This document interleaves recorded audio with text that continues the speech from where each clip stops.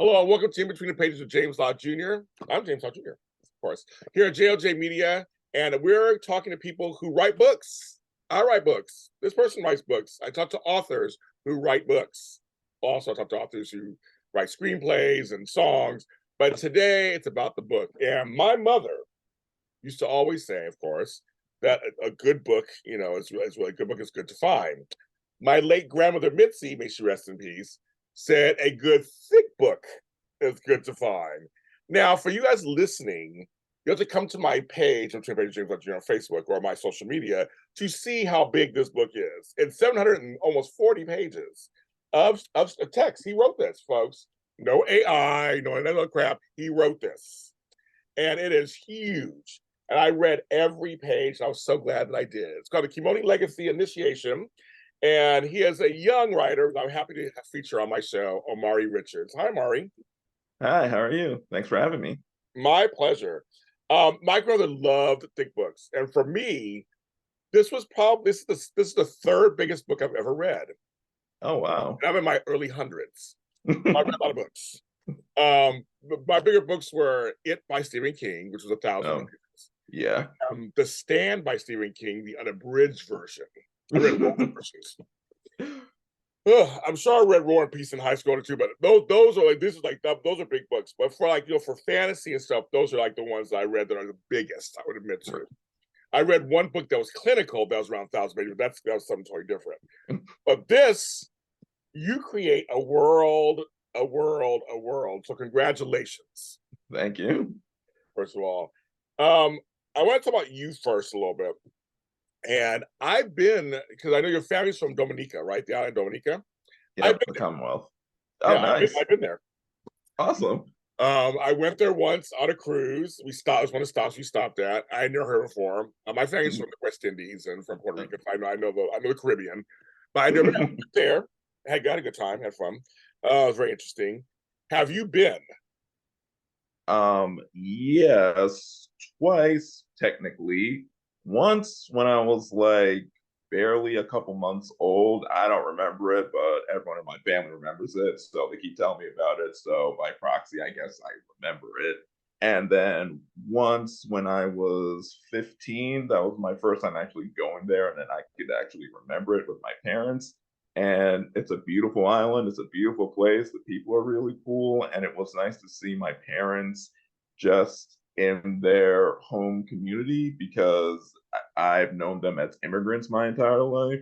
So there were certain things about America we constantly had to explain to them. Like my brother and I are still trying to explain American football to our father. There were just aspects of Americanisms we always had to make sure they got down correctly. But when they were in Dominica, they were just natural everywhere. Everybody knew them. They knew everything, every street, every corner, just about every patch of land. They had a story about it. We went to a soccer stadium, and the entire way there, it was like maybe a 45-minute drive. They were just filling our head with all kinds of stories about what happened there. So it was really good just to go back to their home country and just see where everything started. How did that influence any of this book? Oh, it influenced it a great deal because we lived in a three-generation household. My grandmother, who is 99 and still with us, she still has all of her mental faculties. She's still very strong. And then there are my parents, and there was me and my siblings, and then there were the whole host of cousins, aunts, uncles, family friends that all came over, and and our house was almost Grand Central Station almost. So it was just filled with stories and anecdotes. And my parents were theater kids in Dominica. So they were almost natural storytellers. So every time they told a story, it always felt like we were there. So it gave us a good understanding of Dominican history, food, culture, music, all the things you need to have a really strong sense of who you are, who your culture are, who your people are. So that kind of tied into the book, and that one of the main themes is just trying to figure out like where you are who you are and where you stand in this cultural society and how that cultural society sees you. And if there's any disconnect, how can you resolve that?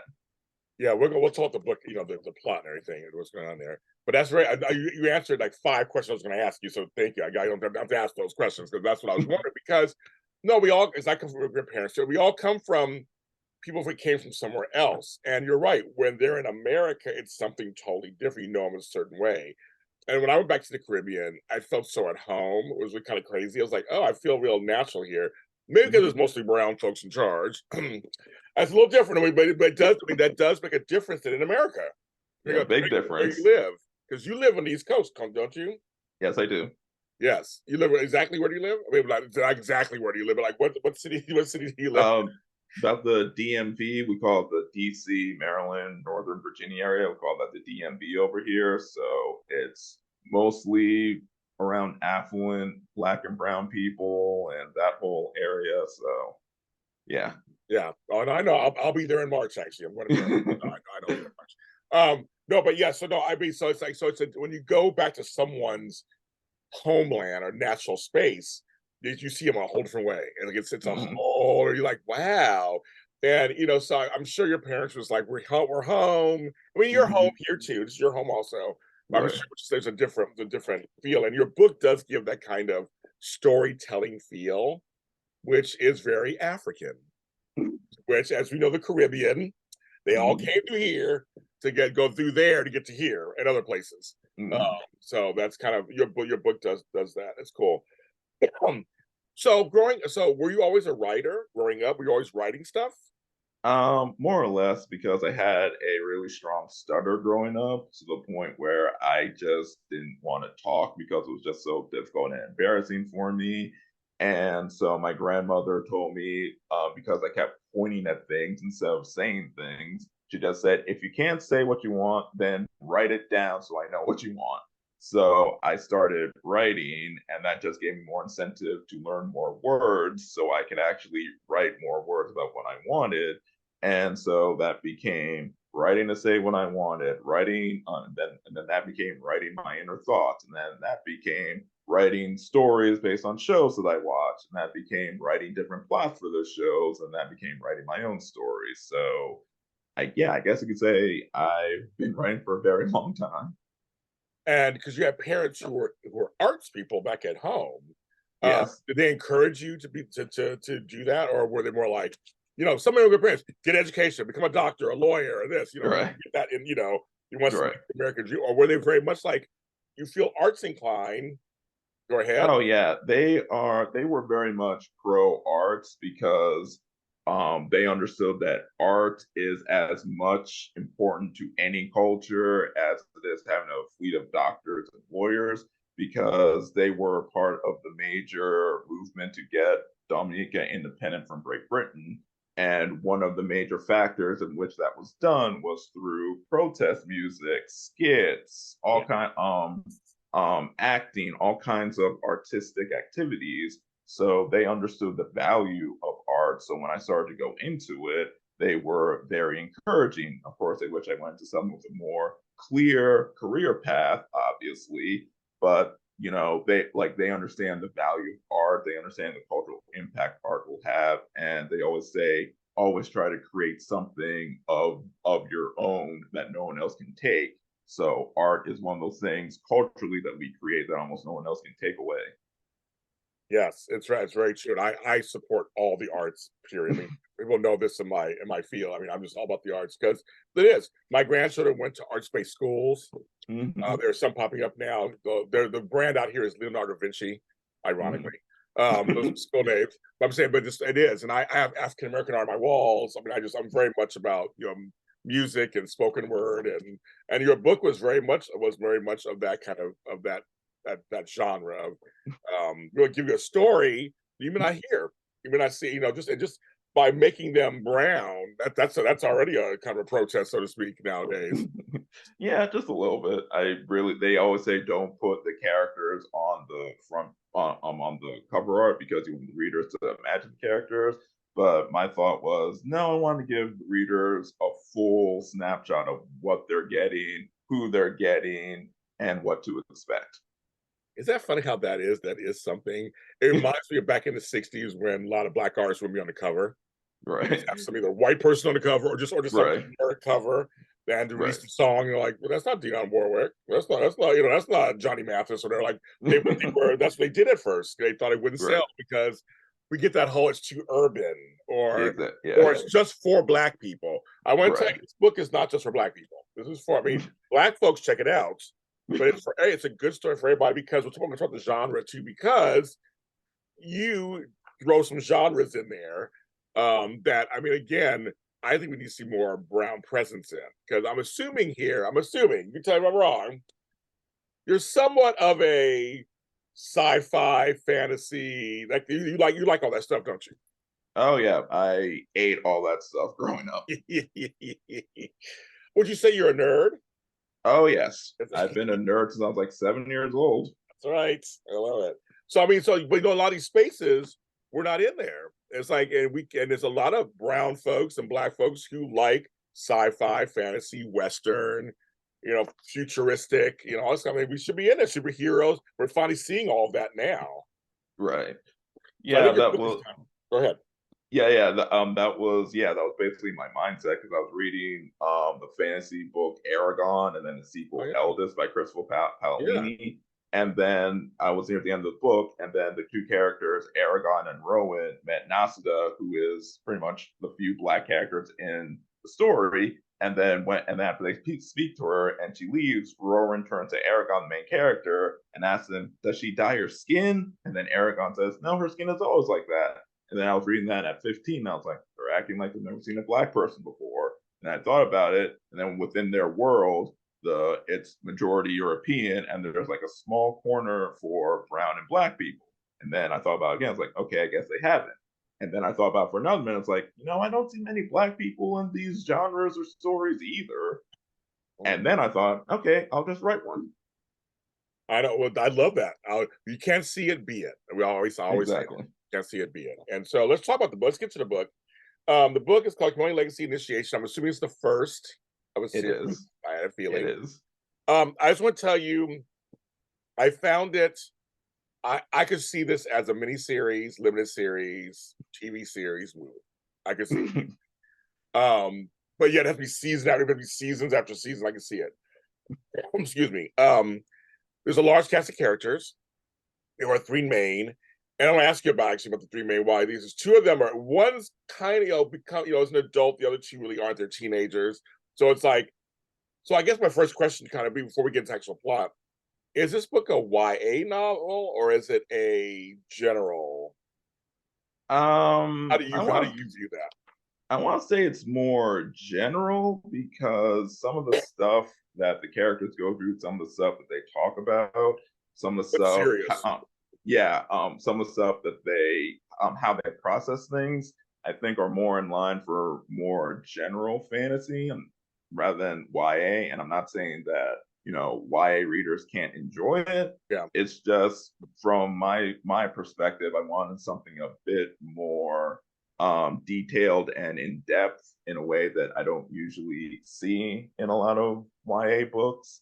Because I've read several YA books, and while they're good, they tend to be more direct. And I was going for a more, I don't want to say subversive, but the characters tend to be more obtuse. They don't really tell you directly what's going on all the time. So I feel like that was more fitting for general fantasy, more adult audiences.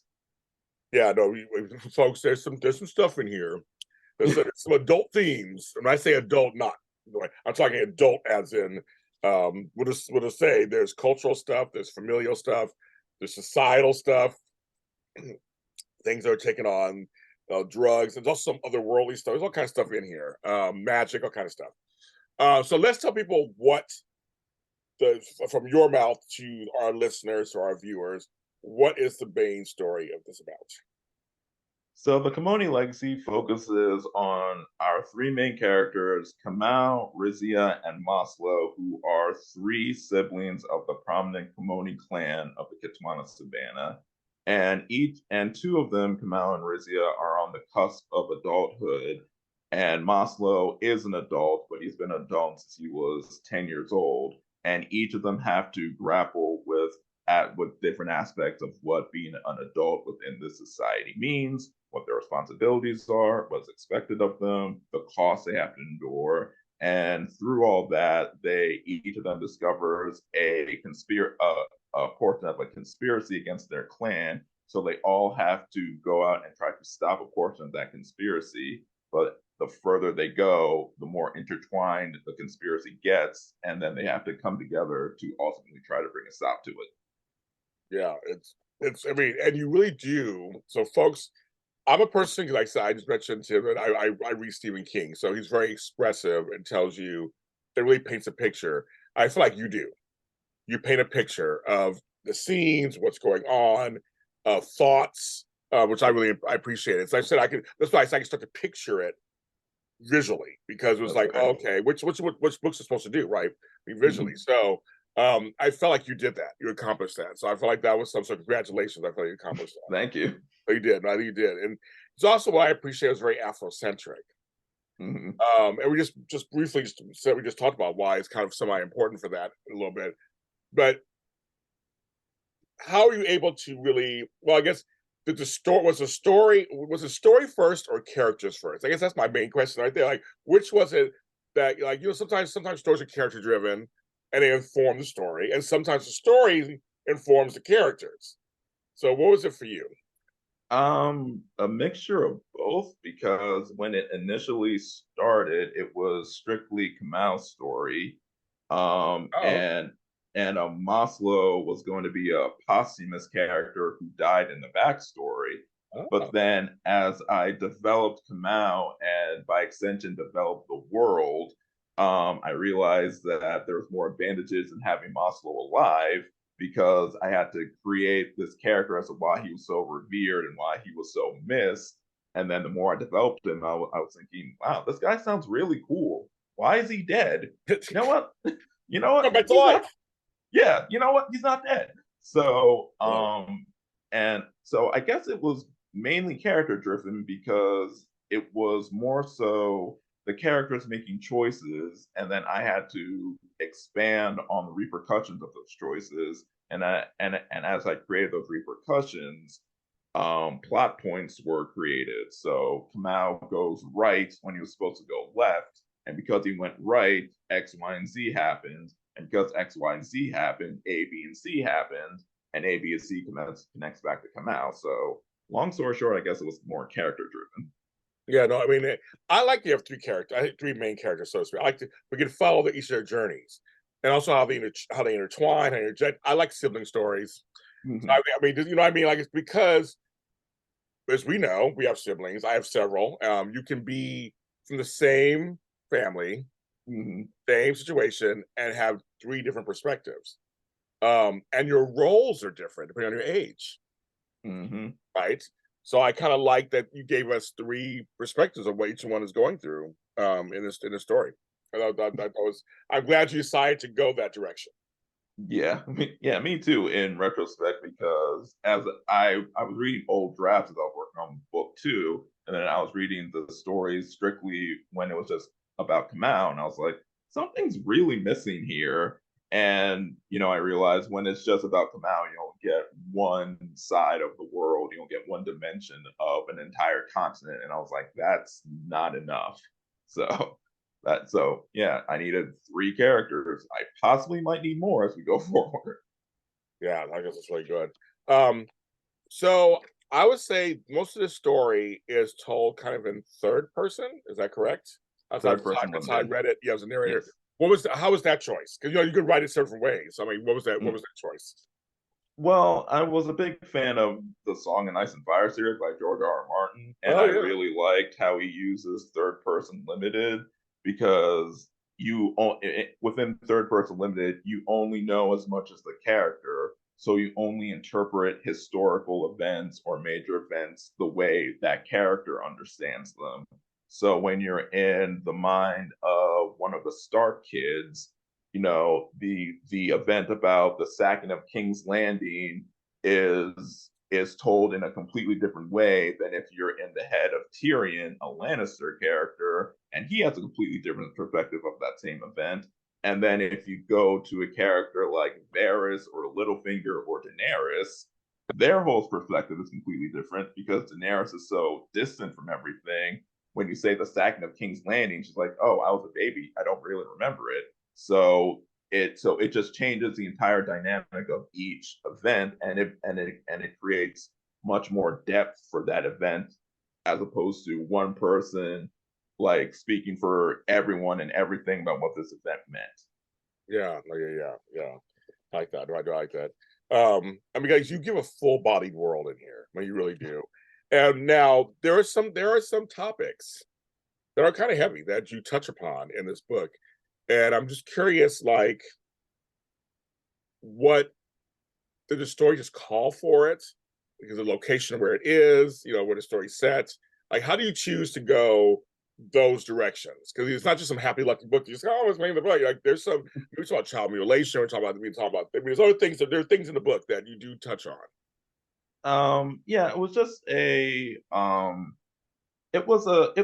it was a conscious choice to really just go into everything a lot of these cultures get into because in our desire to see ourselves, in our desire to prop up African culture, in our desire to reconnect with that aspect of ourselves, we tend to almost romanticize these various cultures, these various ethnic groups, and we tend to either kind of downsize or just sometimes just flat out ignore some of the more questionable things within these cultures. And when you're writing characters who are within these cultures, you really shouldn't avoid this because it allows you to really, it forces you as the creator to really try to understand, okay, where this thing comes from, why it's still a thing, who it still affects, where change might come from, how that change would be implemented. So for Raziya, female genital mutilation is I don't want to say it's a common thing, but it happens frequently enough in some of these West African, even Northern African cultures that it is a major event in a young girl's life. And it was something even when I tried to avoid it, I kept thinking there's something really missing here. There really wasn't. I really couldn't figure out how to make her so against arranged marriages because every fantasy female character is against arranged marriage. That's like its own cliche. So I wanted to add something a little extra, an extra sense of danger and an extra sense of dimension to the culture as to why she would be so against arranged marriage and why she would fight so hard for her own independence. And that also forced me to dive more into that aspect of many West African cultures and try to even a little bit, like 5%, understand why it's a thing, how it's a thing, what's being done about it. So it was a way to give the characters more challenges, way to expand my mind about these cultures, way to educate myself, and hopefully educate the readers. Kamau, is that how you pronounce the middle kid's name? Yep, Kamau, yes. I relate to him, a middle child. So I related to him a lot, and his story. Because having the girl, it was a whole separate, right? There was a whole separate thing for her navigating the story. That was very cool too. And of course, the oldest. But as a middle child, feeling left out, left behind, quiet, I had to forge my own life, so to speak. And I had very different ideas, and trying to get them out and heard was something. And I felt Kamau was doing the same thing. Was he not? Yes, definitely. So I mean, so writing this, like, are you a middle child, older child, or younger child? Which one are you? I'm actually the youngest child. But I guess Kamau's character came more from millennial existential angst, if that's even a thing, because Is it? because for my generation, we spend our lives hearing you need to get good grades, you need to go to college, and then after you go to college, you get a good job, and then you stay at that job for like 50 years, and then give you good retirement and pension and all that stuff. And then 2008 hits, a lot of us graduate and realize none of that stuff is happening. We have our degrees, but we can't get jobs. If we have jobs, there are these temp jobs that they get rid of us as soon as they need a write-off. We can't buy houses. We can't. We're not having children because we're all broke. So, and a lot of us just moved back in with our parents, and we're back in this stage of extended adolescence throughout our 20s and even in our 30s. So, a lot of us are left with this sense of what now? Like, what do we do? Who are we? Because we're too old to be considered teenagers or kids, but we don't have any of the things that label us adults. So, what are we? So that kind of went into the creation of Kamau because he's in that same spot. It's like, I failed my initiation rite, so I'm not an adult, but I'm still technically a kid, but no one's taking me seriously as either, so what am I? So that kind of tied into that. Well, you hit it. I'm not millennial, so but you hit the Bill Shaw part. Like it worked in that one. Um, which character is you, so to speak, or are they all parts of you? I always ask authors of this: are you a certain character in the book, or are you all pieces of all of you? I like to think that I put a little bit of myself in each character. I guess like Masilo is like my idealized version of myself. Raziya is like how I view the smarter side of myself. Kamau is my more insecure self. Um, and yeah, I guess I put a bit of myself into each character. But if I really had to make myself into one character, I guess it would be Kamau's cousin Subi, because he really just wants to live his life with his spouse, his child, and just wants to live in peace. But the rest of the world's like, no, you can't do that.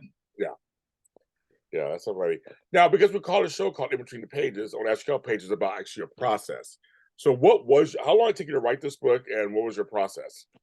I started when I was 15, and I hit finish when I was like 31, so 16, 17 years. Wow. And I guess my process was turn on the computer, stare at it, write a paragraph, read it, cry for an hour, write again.